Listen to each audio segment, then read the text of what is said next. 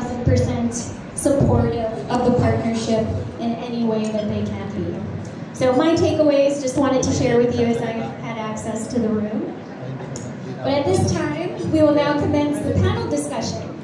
I'll introduce our panel moderator, Attorney Ida De Leon, PCP for NBS's Program Manager. Please join me on the stage. And I gotta tell you, I was reading through these bios, and there's some pretty interesting and cool people that are gonna be on this panel. So I'll start with our first one, and listen to this. She started working as a wildlife biologist from Silliman University and has made significant contributions to wildlife ecology and conservation through her research, her field research. She represents the country in the Global Bat Network. Bat as in panite. I find that so cool. I don't know why. And Southeast Asian Bat Conservation Research Unit. She is a member of the Hornbill Species Group and the Bat Species Specialist Group of the International Union for the Conservation of Nature, and sits in the Technical Working Group of the Philippine Red List Committee. Like, can I join her? Sorry, but let us welcome Executive Director of Philippines Biodiversity Conservation Foundation, Ms. Lisa Paguntalan.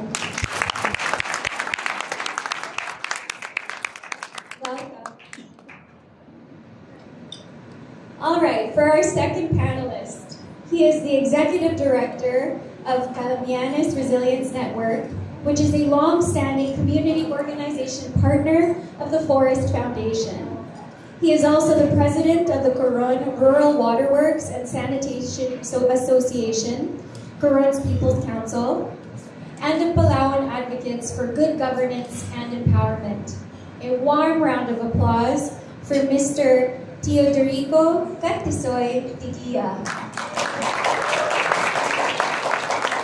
Welcome, sir.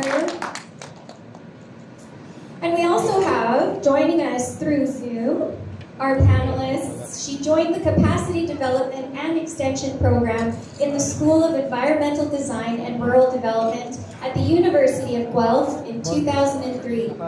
Currently, she is also the chair of the International Potato Institute, which has its headquarters in Lima, Peru. As a partner in the PCP for NBS, she is committed to learning and communication that develops capacity for innovation. These are essential areas for nature-based solutions and their contributions to social and economic well-being, and ultimately the sustainability of the planet. Let's give a hand to Dr. Helen Hambley. Hi, Helen. Lastly, our panelist is the concurrent Asia Regional Director and Oceania Hub Director for the International Union of Conservation of Nature, the world's largest and oldest environment organization. He has worked with the world's leading organizations for environment, food and agriculture, and sustainable development in key executive management and scientific leadership roles across Asia and in Latin America and Africa. Let us all welcome Mr. Dindo Campilan. Good morning, sir.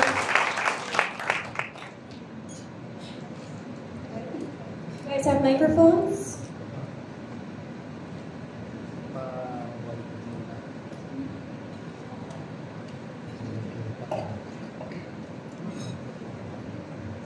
Uno ako, di ba? Lipat lang iwa.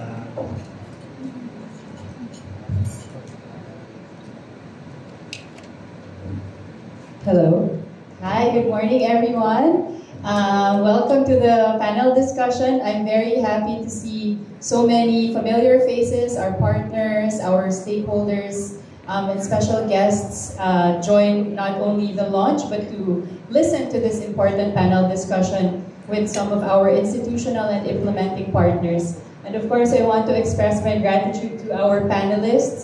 You've heard about the great work that they do, but also acknowledging that everyone has traveled far, either traveled far from Negros, from Palawan, or are dialing in from abroad. So Dr. Hadley is currently in Ontario in Canada. It is close to midnight for her time zone, so we're very grateful that she can join us. And also Dr. Kampilan is in Bangkok in Thailand. So I think it goes to show the truly collaborative and transdisciplinary partnership forming PCP for NPS. So we'll get the panel started. The theme of our panel discussion is the biodiversity, gender, and climate adaptation nexus, learning for and from nature-based solutions. So before we get into the questions for our panelists, just a bit of a context about this nexus. And I think you've seen and heard about this interconnectedness in the video presentation and in the messages of our speakers earlier.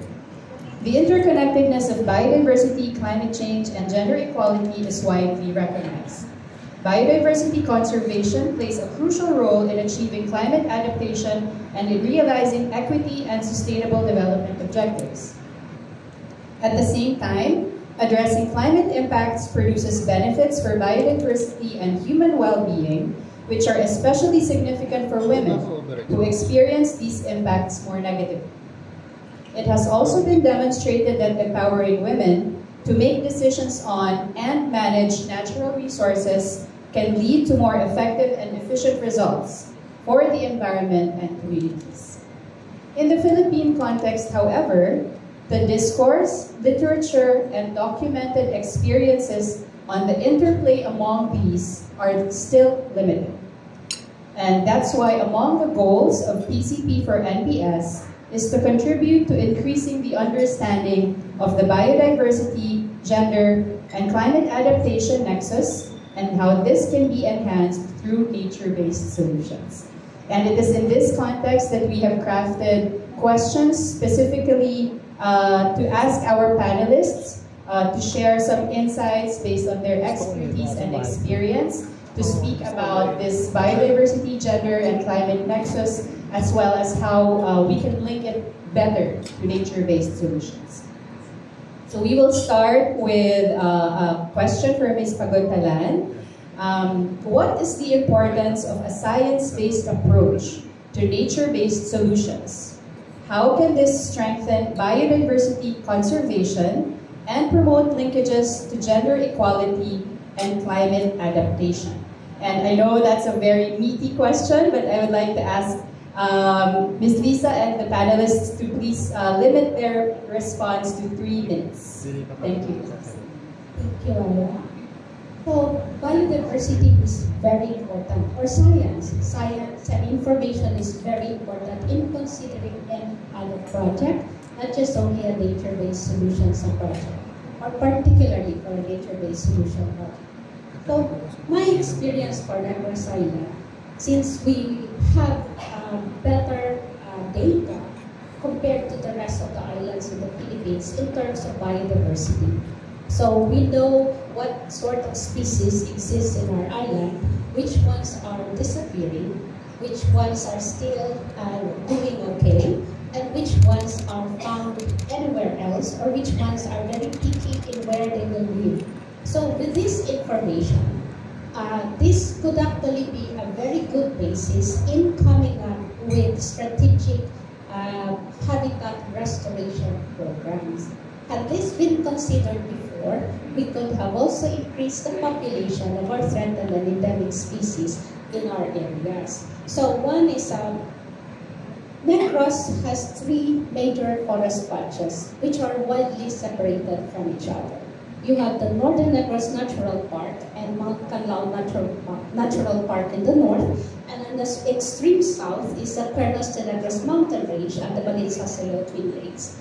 The Cuernos de Negros is not yet a protected area, but the 3 others are protected area. But there's a wide gap in between, and the populations are isolated. If we had used the information, we could have actually a better impact on our national greening program, other reforestation activities that have been conducted in the area, or where we could actually strategically plant trees or do the contribute to this one. So now we know better. we have a better avenue to, again, raise awareness and also rally the support of the people to not just only plant trees, plant the right species, strategically plant there where it could actually make the most contribution to biodiversity and also to mainstream gender or have the equal access of the gender to participate in this activity. Thank you, Doc Lisa. And just a very short follow-up question. Is this something, you are one of our implementing partners in our sites in Negros Occidental and Negros Oriental. So how do you see this approach being integrated into our plant projects in Negros? So earlier we have, in 2018, we were the first, I think, island that localized the Philippines Biodiversity Strategy and Action Plan. And within this 5-year time frame, we were able to know that 9 of the targets that we have set, we have already achieved. 6 are already on track in achieving the targets. And we have about 6 that we have not yet started. And so we took on the review of this PBSA to align this with the Kunming-Montreal Global Biodiversity Framework so we can update this. And in so doing, we look into how we can build corridors, connect the forest patches, and create what we now call as the Emerald Necklace Network Project. We had this concept copied from the US. They already had this good concept. We just apply this here. Our emeralds are protected areas. We build a network of patches in between that will form the chain, and this will actually be a good, easy to understand concept that we hope to rally the support of the group. So far, we had a high interest coming from the city government of San Carlos City. We have an interest also coming from Sipalay City. There are also other organizations, and even the provincial governments themselves are investing in this. Negros Occidental is calling this the Kulintas sa Kabuhi, the necklace of life. And then Project Lasam for Negros Oriental, standing for local actions to save Negros gems. Lasam. We know that the names are very creative and very exciting to hear about. Thank you so much, Ms. Lisa. Our next question is for Dr. Hambley, joining us from the University of Guelph in Canada. Dr. Hambley, what is the role of capacity development in highlighting or strengthening the nexus among biodiversity, climate, and gender? How does this help to ensure gender equality in natural resource management? Dr. Hambley, please. Thank you. And hello, everyone from Guelph, Canada. And thank you so much. It's such a pleasure to be here. And I'm actually joined by 2 of my other colleagues who are also online. Master of Science student, Taya Mill, and Dr. Lauren Steed. And we're so pleased to be here today. But I want to answer this question about what is capacity development and why does it matter for biodiversity, climate resilience, and gender equality. Well, think of capacity development or capacity sharing, as it's also known, as working across 4 levels. The first level is individuals. Individuals are definitely the starting point for any kind of social change. Then we have the second level of organizations or groups of people when they come together and they work collectively. And then thirdly, networks. So these are typically networks of organizations, so the connection between the groups.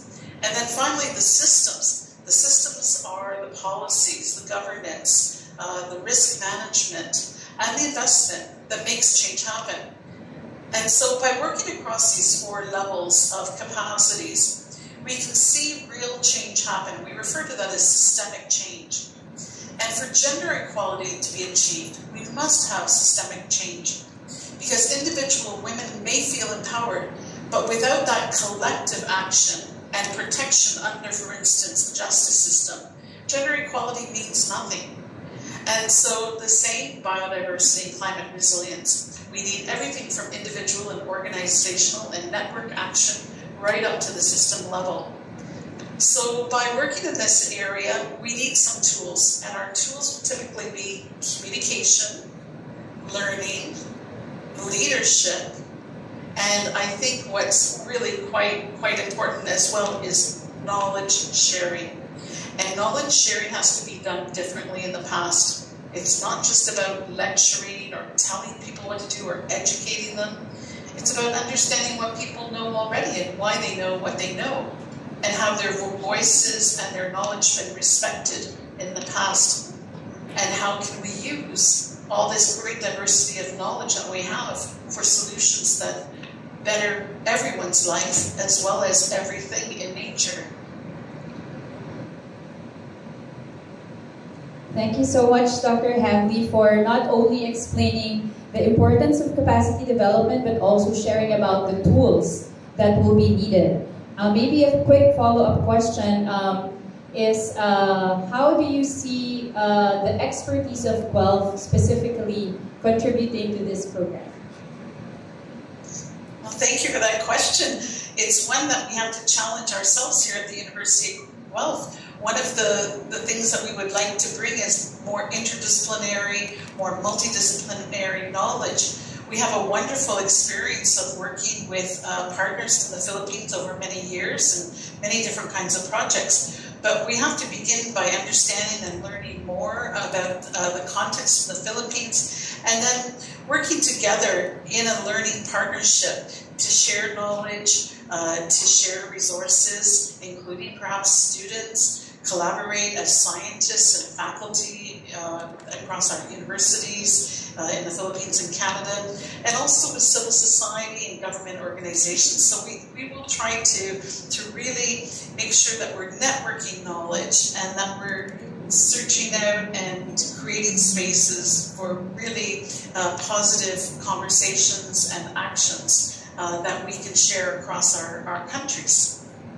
Thank you so much, Dr. Hamley, and especially for staying up so late to join our panel. We always appreciate your keen support for the program. Our next question is for Katisoy, as we very fondly call him. So Katisoy, water insecurity is a prevalent concern among communities in Calamianes, which is heightened by climate change.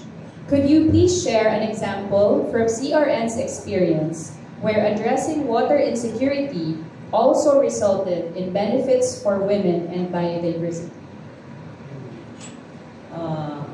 Magtatagalog na lang po ako para mas maipaliwanag po ng gusto. Sige po, tabless. Hindi po kasi ako nagsasalita ng English po, never.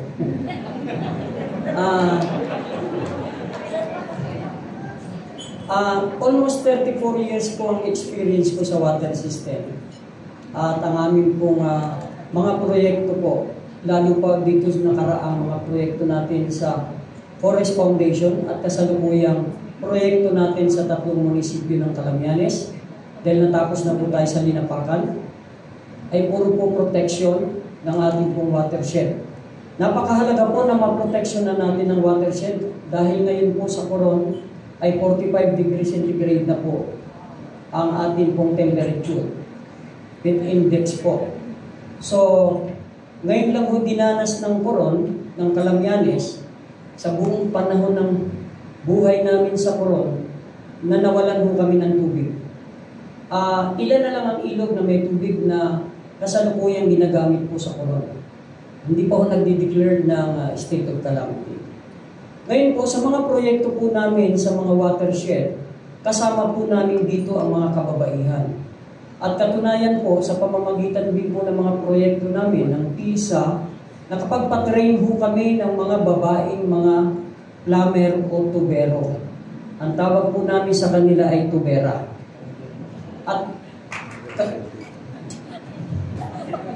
At ang mga kababaihan po ito ay natutuwa nga ang taga-komunidad sapagkat napakahusay po nilang magtanim ng tubo, magbaon ng tubo.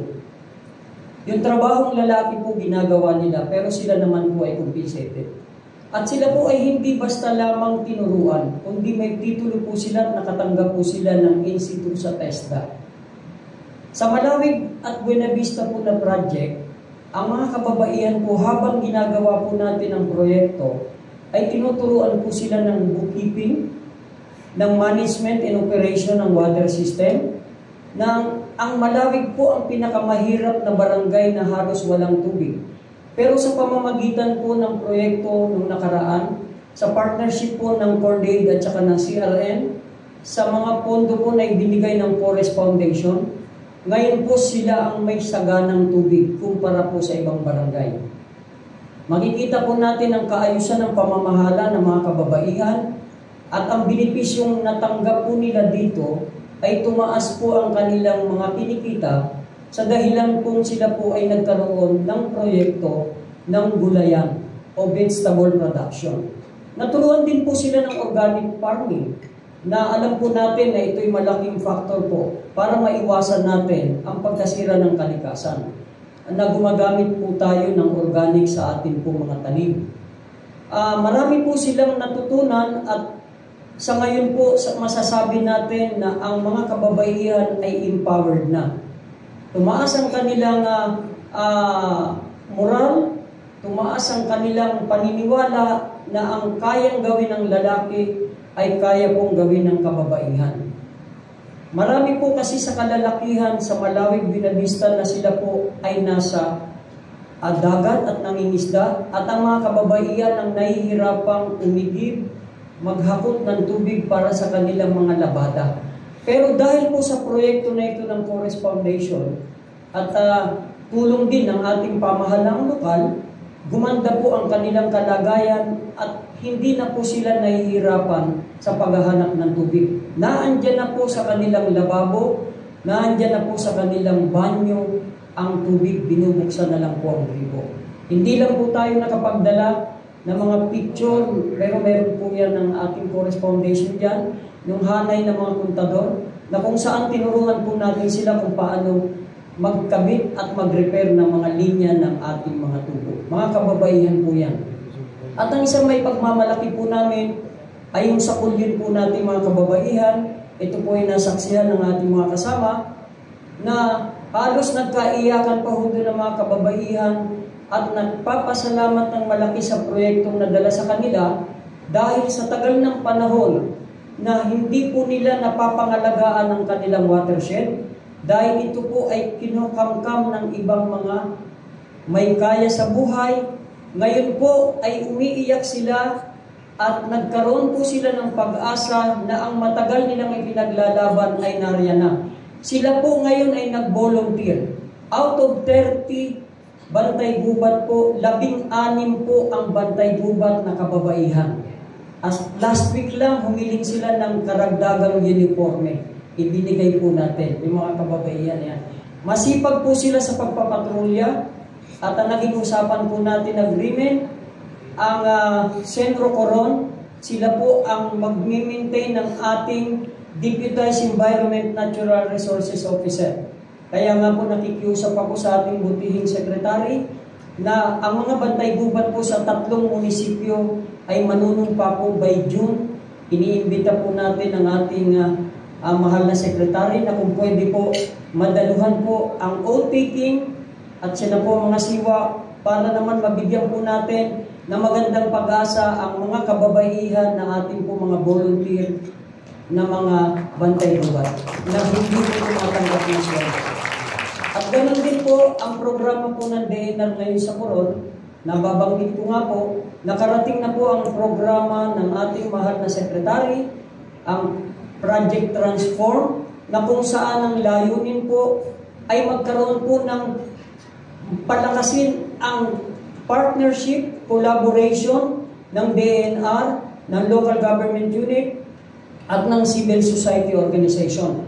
Ma'am, nag-umpisa na po kami, nakapag-draft na po kami ng plano, at ang plano pong nabuo kung ano po ang proyektong ilulunsad ng Forest Foundation at ng PCP for NBS, ay naroon po lahat ang nilalaman na binanggit niya sa akin ni Regional Executive Director Mirasol na sana po ay makatulong po ang CRN sa pagpapatupad ng mga batas din at programa policy ng ating pong DNR.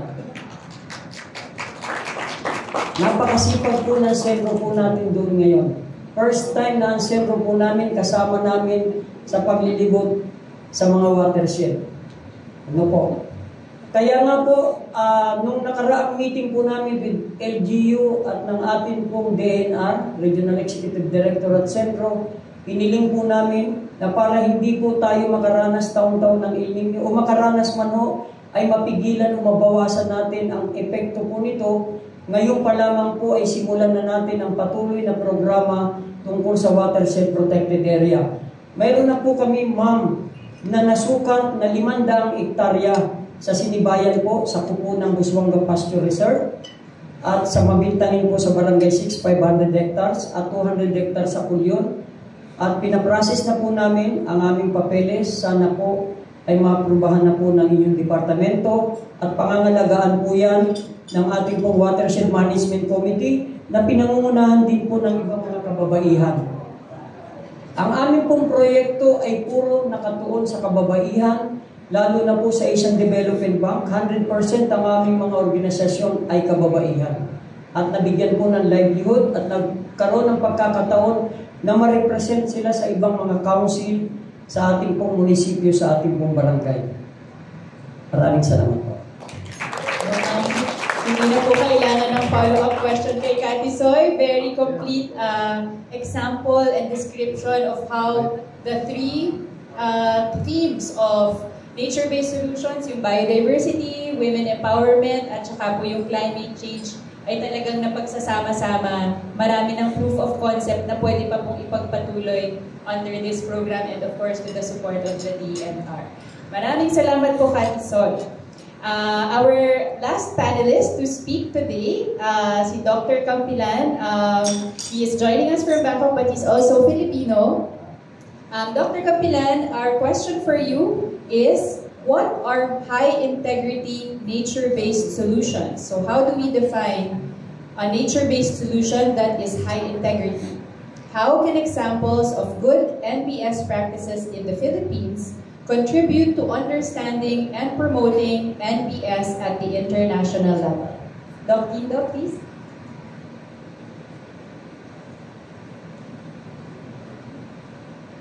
Thank you, Aya. Magandang umaga po sa lahat. And since Cathy Soy was speaking in Tagalog, and I was actually born in Cebu, so maybe I should also speak in Bisaya today. Maganda, maayong buntag sa tanan. Thank you for inviting us, IUCN, from our global headquarters in Switzerland and our Asia Oceania hub here in Bangkok. We all know the climate emergency is a planetary crisis. So it requires decisive action from local, national to global levels. And in choosing NBS as the key vehicle for achieving climate adaptation, the PCP4NBS faces a dual challenge. One is delivering impacts on climate adaptation on the ground. The other one is contributing to the Philippine government's commitments to global targets, climate, biodiversity, and other environmental agreements. Now, the definition of NBS is what inspires us to operationalize and use it as the frame for PC4NBS. So if you ask about high integrity NBS, maybe I start with the why and then I go to the how. So why is it important for us to talk about high integrity NBS? Number one, because we are talking about a novel approach to delivering climate adaptation through nature-based solutions. And it is important for PCP4NBS to build on the wider pool of knowledge that exists, and also for its target outcomes to be aligned to the wider pool of knowledge and also best practices. Number two is about quality assurance.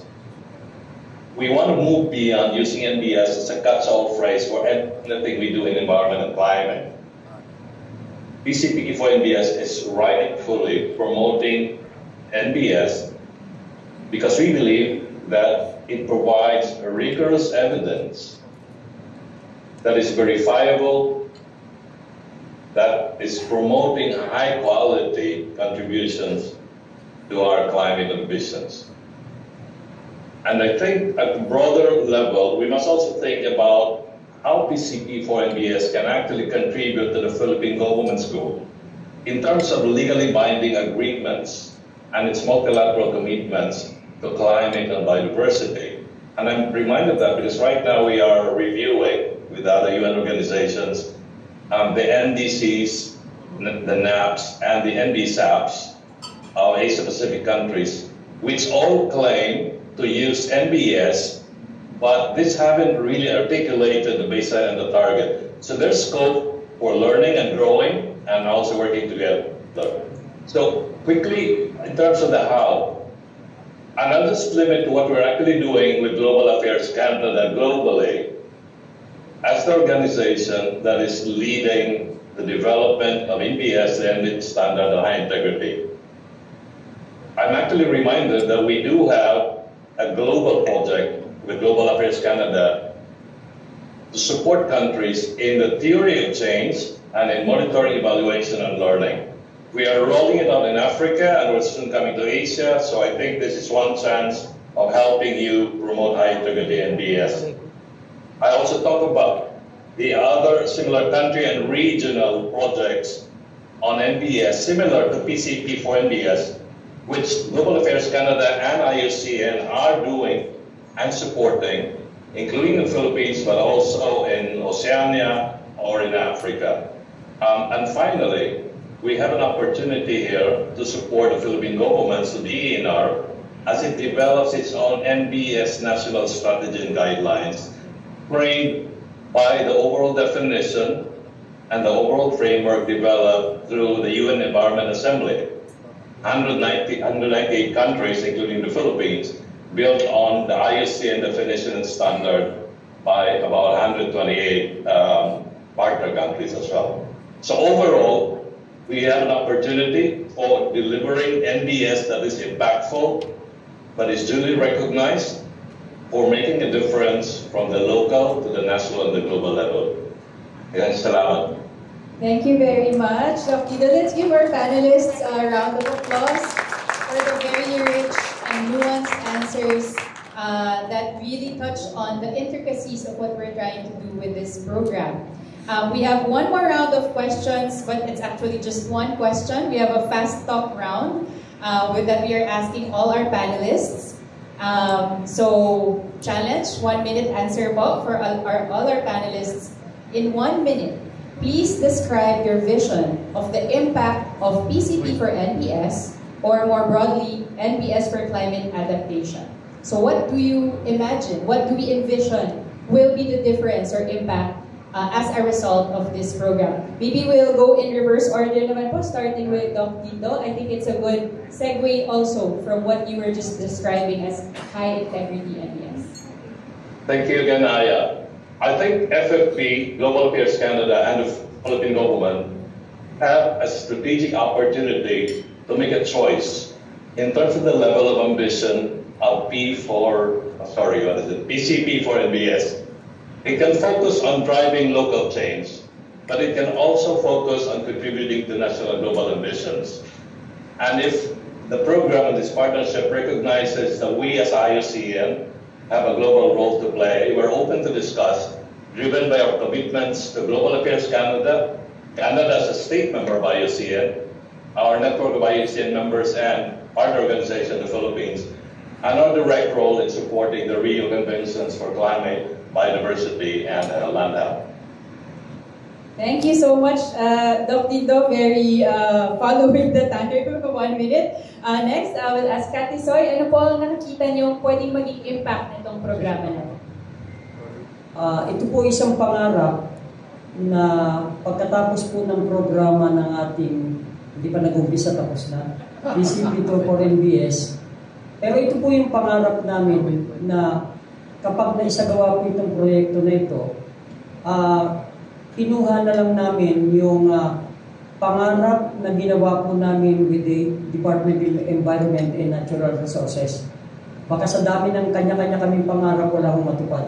Pero mas maganda po yung pangarap ng DNR po, na napagkaisahan po namin ang Calamian as a resilient community sustainably managing its natural resources through good governance, culture and gender sensitive, and intensified private partnership.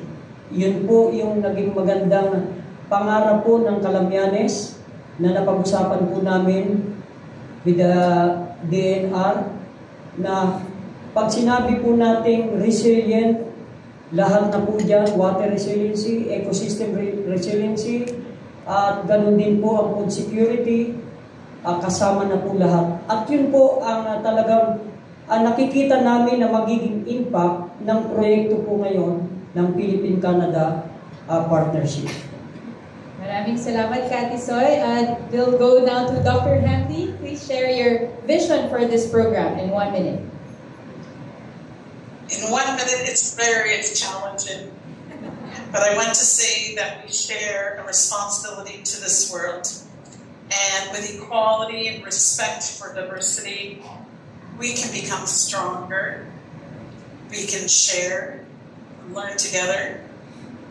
And when in the past we were just one against a storm, we're actually together and stronger. Thank you. So very beautifully said, Dr. Hamdi. And last but not least, Dr. Lisa, for your 1 minute vision. Well, what I see about this is an opportunity that to bring together all our dreams, all the goals. Each of the organization, the local government units, the national government agencies always have the same goal.